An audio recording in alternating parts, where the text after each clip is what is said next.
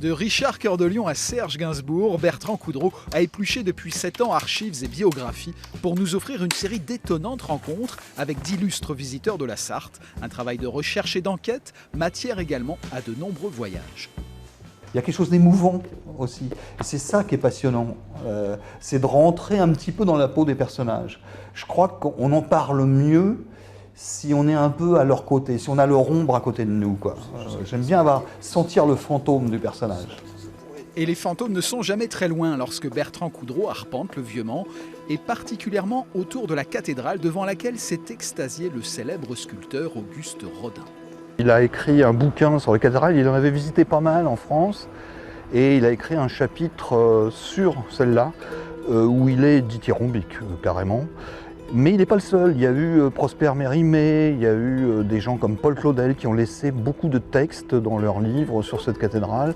C'est ici également qu'en 1543 furent rassemblés les futurs écrivains de la Pléiade lors des obsèques du diplomate Guillaume du Bellay.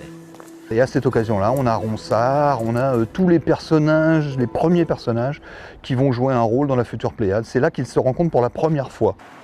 Aux abords du circuit des 24 heures, Bertrand Coudreau nous révèle la face sombre de l'acteur Steve McQueen venu tourner son film Le Mans en 1970. Il s'avère que c'était un personnage qui était totalement dépressif, qui était très alcoolisé, qui se droguait, qui n'était pas bien du tout dans sa tête et qui a finalement travaillé dans des conditions assez lamentables. Ça, tout le monde sait que le tournage s'est plus ou moins bien passé, plutôt moins bien. Et même sa femme dit elle-même qu'après, il n'a plus jamais été le même homme après le tournage de ce film. Aujourd'hui, Bertrand Coudreau poursuit son travail de mémoire, un dictionnaire à plusieurs mains consacré à tous les Sartois qui ont marqué la vie du département.